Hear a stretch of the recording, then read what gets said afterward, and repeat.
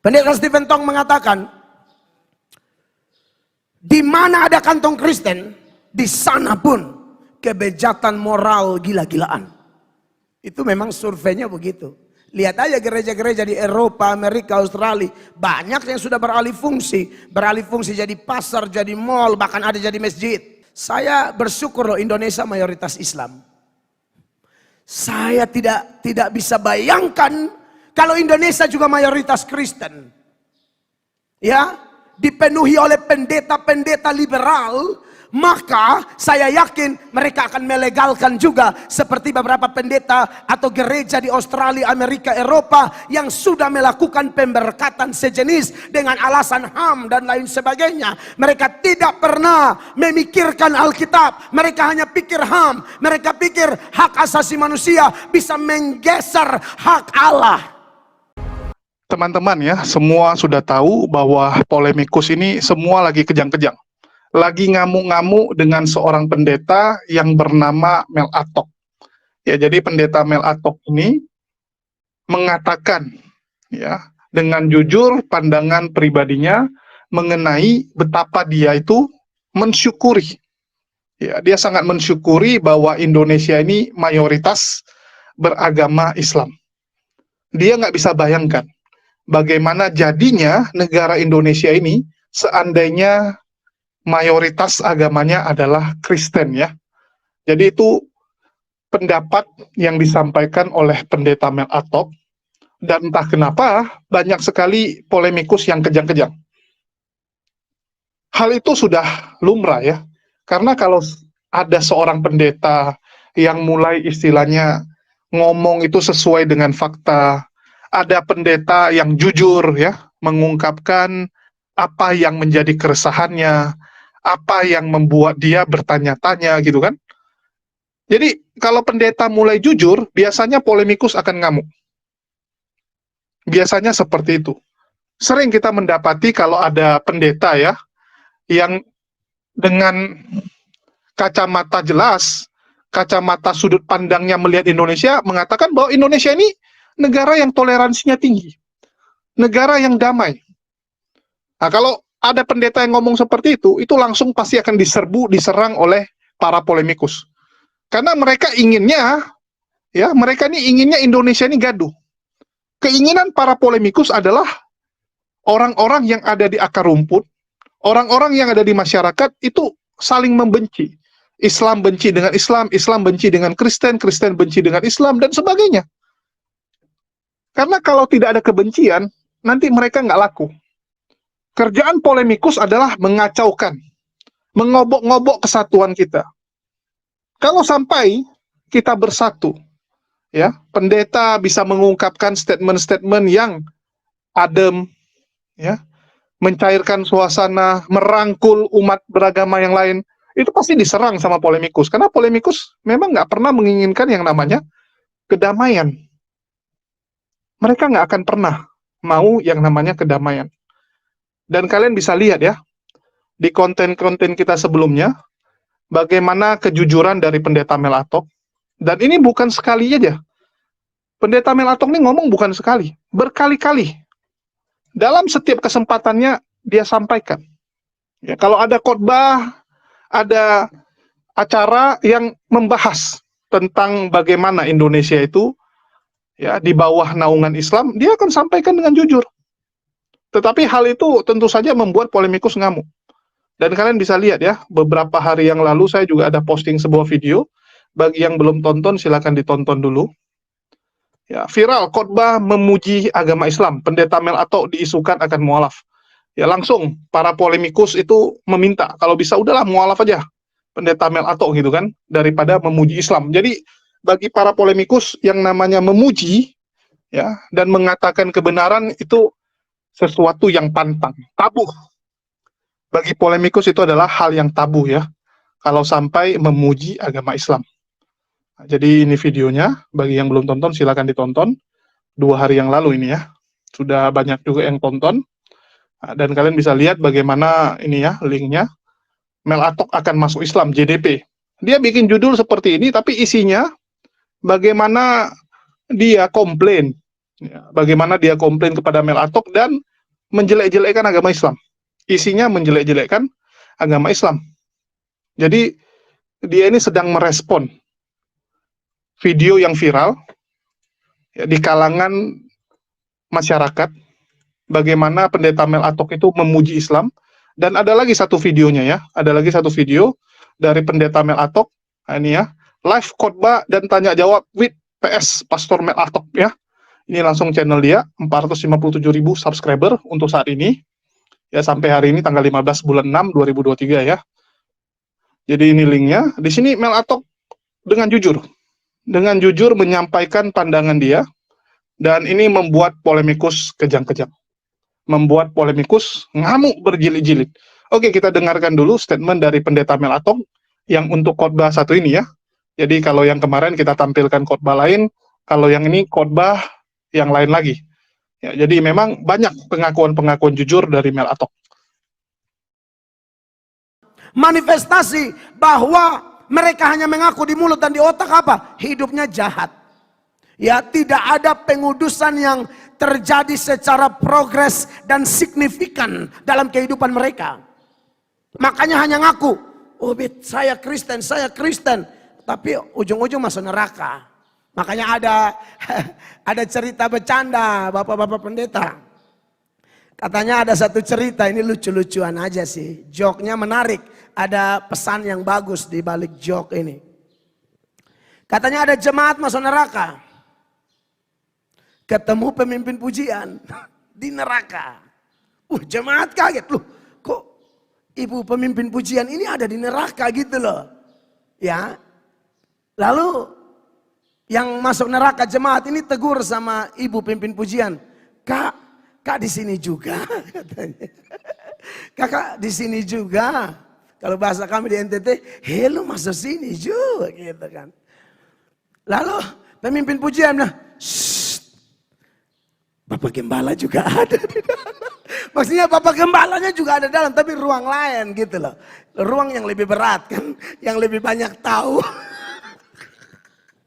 Yang lebih banyak tahu, kata Alkitab, pukulannya lebih banyak. Jadi Bapak di api sebelah. Itu Nebukadnezar punya api kalah panas, ya kan? Ini dipanaskan 70 kali 7 kali.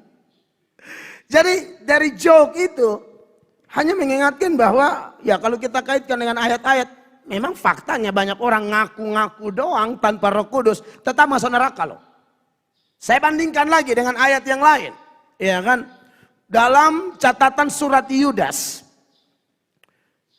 itu Yudas selain memberi penguatan kepada orang-orang percaya penerima surat Yudas, Yudas juga mengingatkan para penerima surat Yudas ini bahwa ada orang-orang Kristen palsu yang ada dalam gereja tapi tetap masuk neraka, bahkan mereka sudah ditentukan dari semula. Dan manifestasinya adalah hidup fasik dan mempermainkan anugerah. Perhatikan, saya langsung saja di Yudas 1 ayat 12. Ayat 12 bilang begini. Mereka inilah noda dalam perjamuan kasih-Mu, di mana mereka tidak malu-malu melahap dan hanya mementingkan dirinya sendiri. Mereka bagaikan awan yang tak berair, yang terlalu ditiup angin. Mereka bagaikan pohon-pohon yang dalam musim gugur tidak menghasilkan buah, pohon-pohon yang berbantun dengan akar-akarnya dan yang mati sama sekali. Ayat 4. Sebab ternyata ada orang tertentu yang telah menyusup ke tengah-tengah kamu, yaitu orang-orang yang telah lama ditentukan untuk dihukum. Ya. Mereka adalah orang-orang yang fasik, Betul. yang menyalahgunakan kasih karunia Allah kita untuk menyampaikan hawa nafsu mereka, dan yang menyangkal satu-satunya penguasa dan Tuhan kita Yesus Kristus. Iya, jadi saudara lihat, ini orang dikatakan mereka adalah, tunjukkan ayatnya kembali, mereka adalah orang-orang fasik yang menyalahgunakan kasih karunia Allah kita untuk melampiaskan hawa nafsu mereka. Ini jelas hidup jahat, dan yang menyangkal satu-satunya penguasa dan Tuhan kita Yesus Kristus. Nah, berkaitan dengan menyangkal Tuhan Yesus ini, saya perlu beri keterangan kepada saudara yang bertanya ya. Menyangkal Tuhan Yesus tuh bisa dilakukan dengan 3 cara. Yang pertama, secara verbal. Ya, kita kenal tapi kita bilang kita tidak kenal. Nah, ini bahaya. Yesus bilang, kamu kalau tidak mengakui aku di hadapan manusia, aku tidak akan mengakui kamu di hadapan Bapa. Sikap yang kedua, menyangkal Tuhan adalah bersikap diam. Dia tahu kebenaran tapi dia diam. Main aman. Dia tahu kesalahan tapi dia diam. Ini juga main aman. Jenis ini juga Tuhan bilang, kalau kau tidak mengakui alias kau diam saja, kamu pasti akan disangkali. Kamu tidak akan masuk surga. Dan yang ketiga, menyangkal dengan perbuatan. Nah, data yang sudah saya angkat, Matius 7 ayat 21 sampai 23 dan Yudas 1 ayat 4 dan ayat 12 itu adalah jenis menyangkal yang ketiga. Mereka ada dalam gereja tapi menyangkal Tuhan, bukan menyangkal dengan kata-kata. Kata-kata mereka bilang Yesus Tuhan, tapi dengan perbuatan mereka menyangkal Dia. Perbuatan yang mana? Jahat, najis, kotor, menginjak-injak firman Allah, kasih karunia. Apa dasar bahwa ada jenis menyangkal ketiga ini? Titus 1 ayat 16. Perhatikan. Mereka mengaku mengenal Allah, tetapi dengan perbuatan mereka menyangkal Dia. Ya. Mereka keji dan durhaka dan tidak sanggup berbuat sesuatu yang baik. Anda lihat di sana, ada tidak jenis orang begini? Banyak, bahkan yang beragama Kristen. Bahkan saya pernah dengar statement yang dikeluarkan oleh pendeta Stephen Tong. Pendeta Stephen Tong mengatakan, di mana ada kantong Kristen, di sana pun kebejatan moral gila-gilaan. Itu memang surveinya begitu. Lihat aja gereja-gereja di Eropa, Amerika, Australia, banyak yang sudah beralih fungsi jadi pasar, jadi mall, bahkan ada jadi masjid. Bahkan saya, ini buat yang orang Indonesia loh ya, ini saya ngomong, ini pendapat pribadi saya ya. Saya lihat kayak LGBT aja ya, di beberapa negara barat itu kan sudah legal, kampanye legalitas LGBT dan akhirnya mereka menang sehingga legal.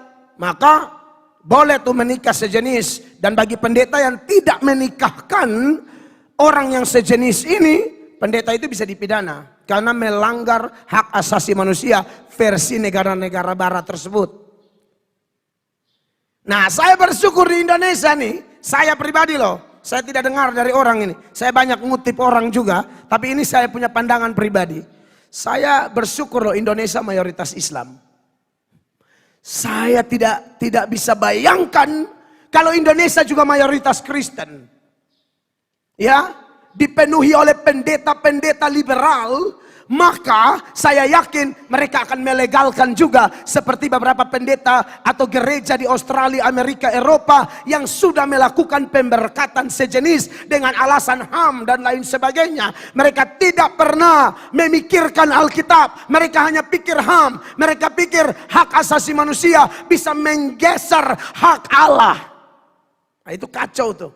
Makanya bagi saya ya, dalam hal ini loh ya, dalam hal LGBT, andai kata Indonesia bukan Islam, habis, saya yakin habis. Saya yakin LGBT legal. Dan mungkin saya pendeta pertama yang masuk penjara. Karena ketika Okto dan Nadus minta dinikahkan, saya tidak menikahkan. Saya minta security bawa hammer 5 kilo, tahu palu 5 kilo, saya hantam di ubun-ubun sampai hancur semua ini. Saya hantam di kepala tuh. Ya bapak-bapak tahu ya istilah NTT toki. Saya bala, pasti saya hantam. Begitu. Jadi banyak banget bapak-bapak buat penanya. Sorry, saya kalau jawab sesuatu memang sampai detail-detail kayak gini ya. Jadi kelihatannya 1 jam gak cukup. Banyak banget tuh orang yang mengaku beragama Kristen tapi jahatnya minta ampun.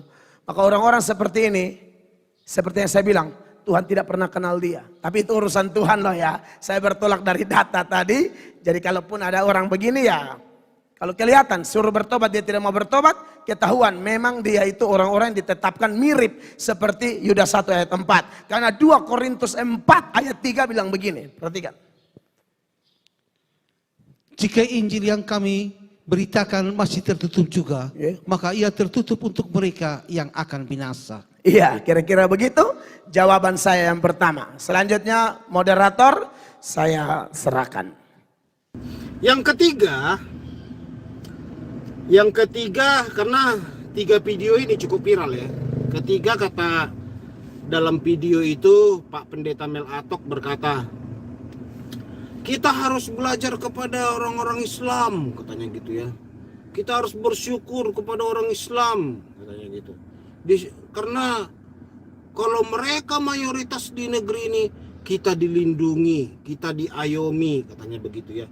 Kita kita dijagain. Begitulah saudara video yang beredar ketiga ya. Nah, ini saya jujur saudaraku ya. Apa yang dikatakan Bapak Pendeta tersebut, apa yang dinarasikan dalam video oleh saudara-saudara sebelah ini tidak 100% benar. Karena begini ya. Ya buktinya lah, contoh simpel lah. Ada berapa gereja kita yang ditutupi saudaraku. Kita Kristen mau beribadah saja sulit. Nah itu. Mau menyembah Tuhan saja sulit. Ya. Mungkin kalau gereja-gereja besar sih aman saya. Apalagi gereja yang zaman dulu ya sudah pasti. Tapi untuk gereja-gereja baru itu sulit saudaraku. Seperti di Cilegon. Cobalah Bapak Pendeta dulu. Kalau memang Bapak merasa umpamanya enaknya di daerah mayoritas Islam, karena dalam video itu kan Bapak berkata begini, apa katanya? Karena kalau kita mayoritas bahaya bangsa Indonesia ini kan gitu ya, bahaya bangsa ini dan ngerinya gitu ya. Kalau kita di Indonesia ini kan Muslim, nah kita dijagain, dilindungi. Mungkin Bapak ini tinggalnya di daerah mayoritas Kristen, saya yakin saudaraku. Kalau Bapak ini tinggal di daerah mayoritas Kristen sudah pasti toleransi. Saya pun sering itu, kadang-kadang orang-orang saudara seiman Kristen yang di daerah-daerah mayoritas Kristen menentang saya, jujur saja. Dia katakan, JDP kau jangan fitnah-fitnah ya. Mana ada begitu, saya tinggal di sini. Dia sebutlah daerah-daerah Kristen ya. Nggak ada kami begitu-begitu, katanya begitu ya. Saya pun sering juga dibilang, mana ada ajaran agama begitu Bang JDP, katanya. Mana ada itu, ngibul aja kau, bohong aja kau, katanya. Ada yang begitu, ada yang memarah-marahi saya saudaraku. Pernah juga kan saya bersaksi itu bahwa ada seorang mualaf itu saya bilang, kalau ibu tinggalkan Yesus, ibu akan begini-begini nanti. Nah, ibu waktu ikut Yesus begini, waktu setelah tinggalkan Yesus, ibu nanti akan mengalami perubahan, saya bilang. Apa kata ibu ini? Mana mungkin ada ajaran agama gitu Bang JDP, katanya. Semua ajaran agama itu sama, nggak mungkin ada ajaran mempersekusi orang, nggak mungkin ada ajaran menutup ibadah orang, nggak mungkin itu, nggak mungkin ada memenjarakan orang, katanya gitu. Agama itu baik, begini masuk Islam pun saya tahu Tuhan tetap satu, agama Islam itu baik, begini karena dia lihat, dia tinggal di Parapat ya, dia lihat ya memang baik saudara, karena mereka sedikit kan gitu ya saudara. Ya teman-teman sudah dengar ya bagaimana dia mengawali dengan jokes ya, dengan jokes bahwa ada jemaat saat di neraka itu ketemu dengan wah udahlah pemuka-pemuka gerejanya ya, ternyata semua kumpul di sana. Tapi itu jokes, ya itu jokes karena belum ada kita ke neraka atau surga ya, neraka surga belum dibuka, jadi itu nanti ya, tapi dijadikan lelucon. Jadi kalau kita bicara orang-orang fasik ini siapa sih gitu kan, ya kalian dengar baik-baik lah ya, kalian dengar baik-baik dari Pendeta Mel Atok. Pernyataan dia menurut saya ini pernyataan yang jujur ya, inilah contoh orang-orang yang mengikuti ajaran Yesus menurut pandangan saya ya. Jangan marah polemikus, kalau polemikus ini kan mengikuti ajaran yang lain, ajaran yang nggak benar. Tapi kalau yang ngikuti ajaran Yesus ya seperti Pendeta Mel Atok ini ataupun Pendeta Erastus Sabdono ya. Jadi aduh, saya nggak mau terlalu masuk, nanti mereka akan komplain, karena susah sekarang kita kawan-kawan. Nanti kita jelaskan ya pandangan kita, apa yang kita ketahui, ujung-ujungnya ada yang kejang, ujung-ujungnya ada yang baper, ujung-ujungnya ada yang marah, dan dikit-dikit main lapor. Ya, dikit-dikit lapor, ini yang sedang menghigapi para polemikus ini. Jadi mereka sedang berpikir bagaimana cara yang namanya HMC ini harus dimusnahkan, karena terlalu sadis, terlalu ngeri mengungkapkan fakta-fakta yang terjadi. Jadi kalau kita mengungkapkan fakta kebenaran, tentu saja orang yang ingin menyembunyikan fakta itu akan berusaha. Ya, mereka akan berusaha bagaimana cara untuk membungkam apa kebenaran itu. Nah, jadi di sini Pendeta Mel Atok ya, dia mengatakan bahwa ada tiga jenis orang yang menyangkal Yesus sebagai Tuhan, atau dalam bahasa aslinya itu Tuan ya, kurios. Menyangkal Yesus sebagai kurios, ada 3 cara. Kalau menyangkal Yesus sebagai kurios ya kita setuju saja. Ya, jadi ada orang-orang yang menyangkal Yesus sebagai kuriosnya, itu nggak baik. Karena Yesus itu adalah kurios, adalah Tuan, itu benar. Ya, bagi umat Muslim pun benar gitu. Nabi-nabi itu ya Tuan gitu, kurios. Jadi yang pertama, menyangkal secara verbal. Ya, ini saya cuma mengulang ya, jangan ada yang komplain, kalian dengar baik-baik, saya cuma mengulang. Secara verbal artinya apa? Mengenal Yesus tapi mengatakan tidak mengenal. Ya. Menyangkal. Itu sama seperti yang dilakukan dulu Simon Petrus. Menyangkal bahwa dirinya adalah pengikut atau murid Yesus. Jadi menyangkal padahal dia kenal. Dan Yesus berkata, barang siapa menyangkal dirinya, maka dia akan menyangkal orang tersebut di hadapan Bapa. Ya. Kalau Anda tidak mengakui Yesus di hadapan manusia, maka Yesus juga tidak akan mengakui kamu di hadapan Bapa. Apakah umat Muslim setuju dengan hal ini? Saya rasa so far masih oke ya. Ini pandangan pribadi saya. Artinya apa? Artinya di sini Yesus ya, itu tidak akan memberikan syafaat kepada umat-umat atau orang-orang yang menyangkal dirinya. Karena kita tahu, yang namanya nabi itu punya satu kelebihan ya, yang tidak dimiliki oleh orang lain, yaitu bisa memberikan syafaat. Nabi-nabi bisa memberikan syafaat kepada umatnya.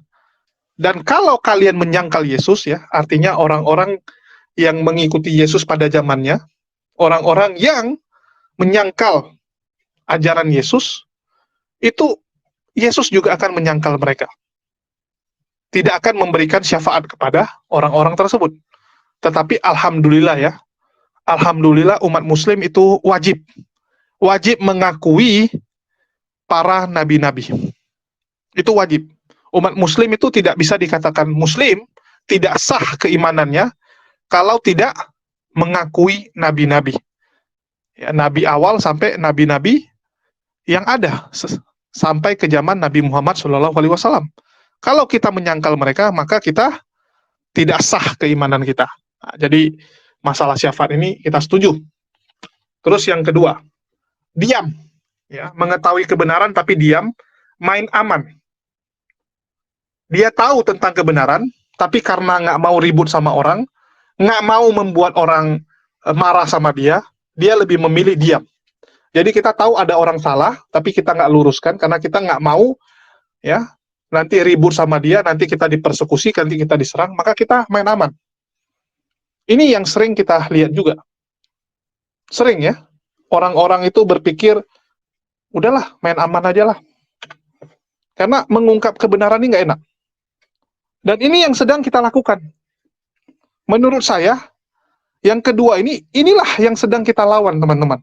Umat Muslim dilarang diam. Umat Muslim dilarang diam, kawan-kawan. Kita harus menyampaikan kebenaran. Sampaikan. Masalah mereka ikut nggak ikut, itu urusan mereka. Itulah kenapa channel ini eksis. Kenapa saya masih bersuara ya, melalui channel ini. Padahal serangan tuh banyak, teman-teman. Bahkan ada beberapa orang yang menjanjikan ya, kamu nggak akan diserang lagi, kamu nggak akan diganggu, kamu tidak akan dipersekusi lagi, tapi hapus channel kamu. Ada yang menawarkan seperti itu. Mereka akan berhenti menyerang, tapi dengan catatan channel kamu hapus. Nanti suatu saat saya akan bongkar ya, saya akan kasih lihat WhatsApp-nya. Yang WhatsApp ini adalah orang yang kita kenal. dari kelompok polemikus. Nanti kalian bisa cek nomor HP-nya. Dia meminta agar channel ini di-stop. Belum lagi ya, bagaimana serangan-serangan itu begitu masif. Dan entah kenapa, saya bukannya mau bangga gitu, tapi saya bingung juga, kenapa di antara semua, yang paling diserang itu saya. Paling diserang ya, jujur, untuk saat ini, di antara teman-teman ya, paling ngeri itu ke saya. Kita sampai diskusi, ya mungkin dia bilang karena kamu Chinese gitu. Ya, mungkin ada persepsi, ya kamu kan dari suku Tionghoa, jadi lebih gampang untuk diserang gitu kan. Terus, karena kamu dianggap membongkar penipuan-penipuan yang dilakukan oleh polemikus. Karena ada satu sifat dari polemikus ini gini, kalau kamu membongkar tentang ajaran agama, nggak masalah. Mereka nggak peduli dengan agamanya. Mereka cuma numpang dengan agamanya. Ya, polemikus ini nggak peduli dengan agamanya. Mau orang murtad, mau orang mualaf, mau orang apa, nggak peduli mereka. Yang mereka peduli adalah rekening mereka. Kalau teman-teman mujahidin yang lain, itu kan nggak membongkar pribadi mereka. Tapi yang dilakukan HMC ini membongkar siapa polemikus ini. Membongkar bagaimana mereka menipu orang. Bagaimana sifat asli polemikus ini. Nah, tentu saja mereka marah besar ya. Periuk mereka, pendapatan mereka yang selama ini mereka bisa nikmati dengan santai, tiba-tiba kamu bongkar. Karena polemikus seperti itu. Mereka nggak peduli dengan agamanya, tapi pribadinya kalau kamu serang, mereka akan tantrum. Sudah banyak buktinya ya. Contohnya, kita dapati Aderion ya, begitu kamu bilang dia, dia akan bunuh kamu. Dia akan ancam, kamu akan saya bunuh. Tapi kalau kamu bahas yang lain, nggak ada masalah dia. Jangan pribadi. Karena memang polemikus seperti itu. Tetapi di sini saya harus katakan, umat muslim tidak boleh diam. Umat muslim tidak boleh diam, teman-teman. Kita harus mengungkapkan kebenaran. Walaupun lawan kita itu tidak segan-segan untuk menghabisi kita, untuk melenyapkan kita, untuk menghancurkan kita. Tapi kita harus mengungkapkan kebenaran itu. Itu tugas kita sebagai umat muslim. Agar kita bisa mempertanggungjawabkan ilmu, pengetahuan, dan segala yang Allah titipkan kepada kita. Allah sudah titipkan pengetahuan ini tentang kebenaran. Allah titipkan fasilitas, kita punya laptop, punya handphone untuk memberitakannya. Kenapa nggak kamu gunakan? Kenapa nggak kamu gunakan untuk mengungkapkan kebenaran? Bisa lewat, ya kita ngomong seperti ini, kita buat konten, bisa lewat kita share, kita bantu, agar orang-orang tahu tentang kebenaran. Banyak cara. Sampaikan, walau kita di bawah tekanan, kita di bawah ancaman. Ingat ya, jangan pernah mengalah dengan yang namanya setan. Nggak pernah. Ya, jangan pernah. Jadi apapun yang terjadi kita harus lawan ya. Terus yang ketiga, menyangkal dengan perbuatan. Nah ini yang juga banyak dilakukan oleh manusia ya. Contoh menyangkal dengan perbuatan, melakukan tindakan-tindakan jahat, najis, kotor. Itu sering kita dapati. Ngakunya beriman tapi kelakuannya nggak benar. Apakah orang yang berKTP Islam nggak seperti ini? Ya ada banyak juga. Sholatnya rajin, ya, puasanya bagus, ngajinya rajin, wah luar biasa, suaranya juga merdu. Tetapi sering berbuat jahat, suka menipu, suka mencuri, korupsi, melakukan perbuatan nggak benar, menyakiti orang, ya, tidak bisa memaafkan orang lain. Banyak orang-orang seperti itu. Di Islam juga banyak. Itulah orang-orang yang menyangkal kebenaran. Cuman ngomong, ya, cuman pas dilihat orang, sengaja perbuatannya dibagus-bagusin. Kalau orang nggak tahu, maka perbuatannya perbuatan seperti setan. Banyak yang seperti itu. Kita harus akui. Karena setan akan membujuk rayu anak cucu Adam semua. Apalagi yang imannya kuat, makin dirayu.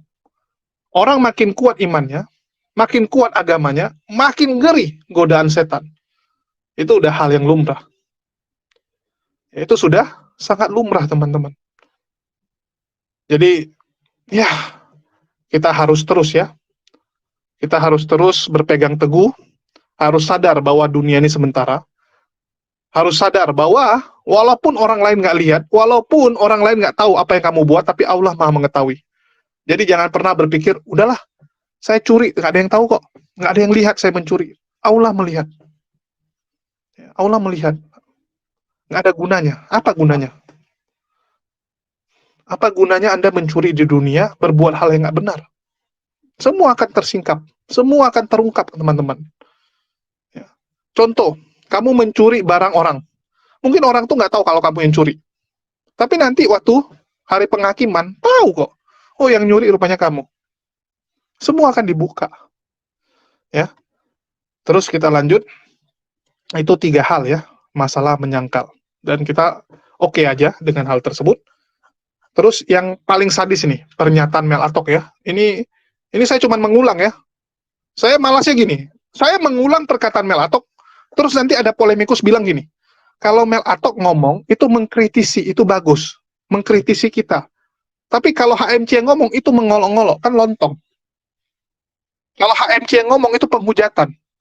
Padahal kita cuma menyampaikan bahwa pendeta Mel Atok ngomong seperti ini. Dia ngomong apa? Di mana ada kantong Kristen, di sana terjadi. Terjadi apa? Ya kalian dengar lagi lah. Saya malasnya gitu. Kita ngomong, nggak boleh. Padahal kita cuma memberitakan. Nah, itulah saya bilang standar janda mereka ya.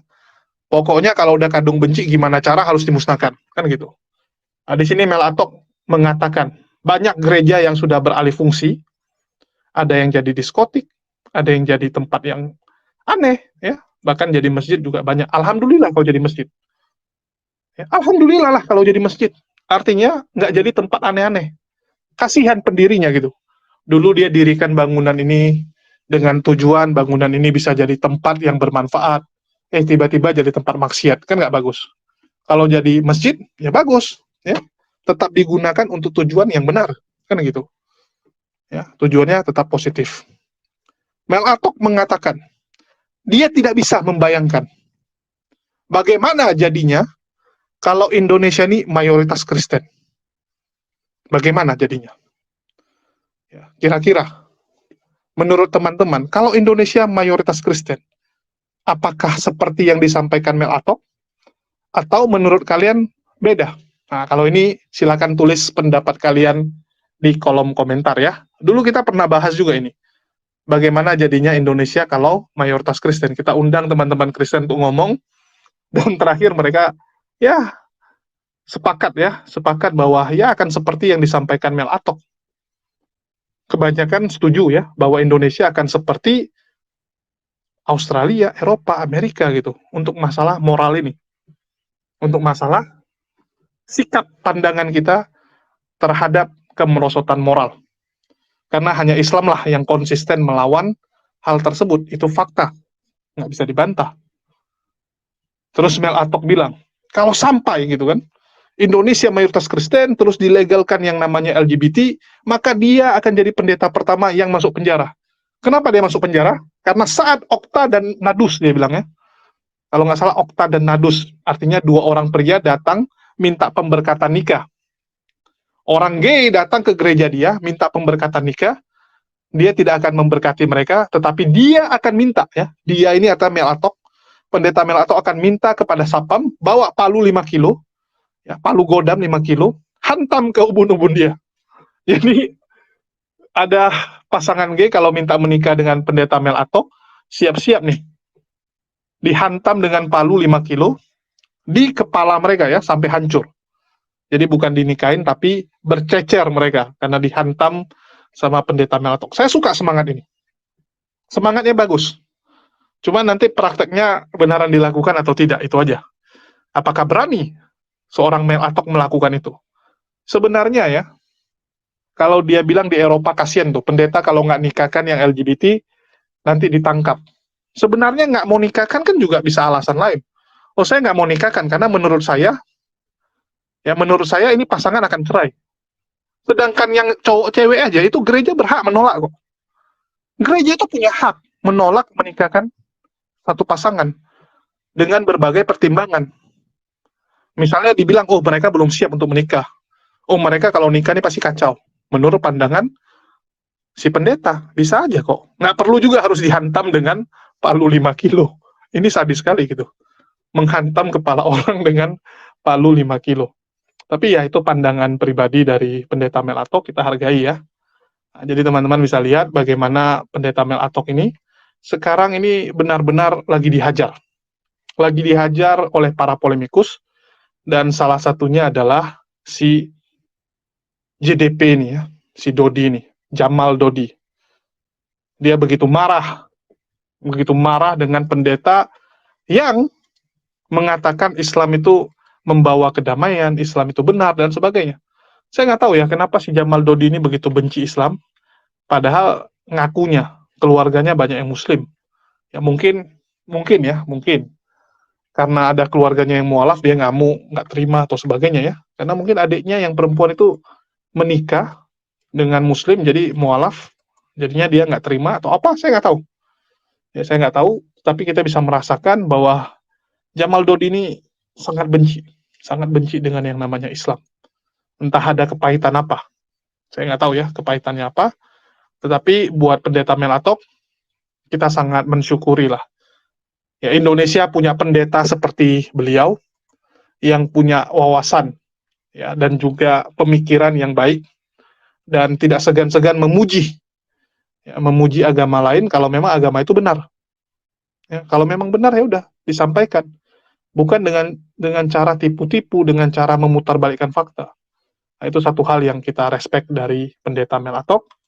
Dan sekali lagi ya, kalau kita umat Muslim ya kita selalu mendoakan yang terbaik buat pendeta Mel Atok. Semoga ya pintu hidayah terbuka dan menghampiri pendeta Mel Atok. Karena kita kadang sedih ya, orang-orang seperti ini nanti kita nggak ketemu. Ini menurut iman kami ya, jangan marah. Menurut iman kami kan nanti kita di akhirat nggak bisa berkumpul dengan orang-orang baik seperti Mel Atok. Nah ini yang membuat kita sedih. Jadi kita selalu mendoakan saudara-saudara kita yang di luar Islam, agar mendapatkan hidayah. Itu sih doa yang bisa kita panjatkan buat pendeta Mel Atok. Dan ya, terima kasih buat teman-teman yang sudah nyimak. Dan sekali lagi ya, saya sampaikan bagi teman-teman yang tergerak untuk membantu perjuangan kita, yang terus diserang, ya terus dicobai oleh para polemikus, para setan-setan, dan juga orang-orang yang berniat ingin menghancurkan channel ini. Bagi teman-teman yang punya kerinduan, jangan lupa untuk mendoakan ya keselamatan buat saya, terus tim yang ada di sini, serta channel ini. Ya, doakan saya selalu, karena tanpa doa kalian, ya kita juga nggak bisa ada di sini. Terus yang kedua, bagi teman-teman yang punya rezeki lebih, dan kiranya mau membantu perjuangan channel ini, dapat disalurkan melalui nomor rekening yang saya tulis di bawah ini ya. Jadi, tanpa bantuan kalian ya kita berat, harus kita akui. Di tahun-tahun ini ya, sejak akhir tahun kemarin dan tahun ini, makin hari makin berat, serangan itu begitu masif, dan kita butuh amunisi. Karena perang tanpa amunisi, perang tanpa senjata, ya berat. Nggak mungkin bisa menang, kawan-kawan. Ya, orang sudah pakai persenjataan lengkap, kita cuma pakai bambu runcing. Ya, kalau gerilya bisa, ini 1 lawan 1, kadang 1 lawan 10. Ya, kita bukan pendekar, kita nggak hebat juga gitu kan. Untuk itulah saya meminta mengetuk hati teman-teman yang tergerak untuk membantu perjuangan ini. Ya, mungkin itu saja sih yang bisa saya sampaikan. Makasih buat teman-teman semua yang udah nyimak dan membantu perjuangan ini. Makasih buat semuanya. Di akhir kata saya ucapkan wassalamualaikum warahmatullahi wabarakatuh. Sampai jumpa di video-video kita selanjutnya.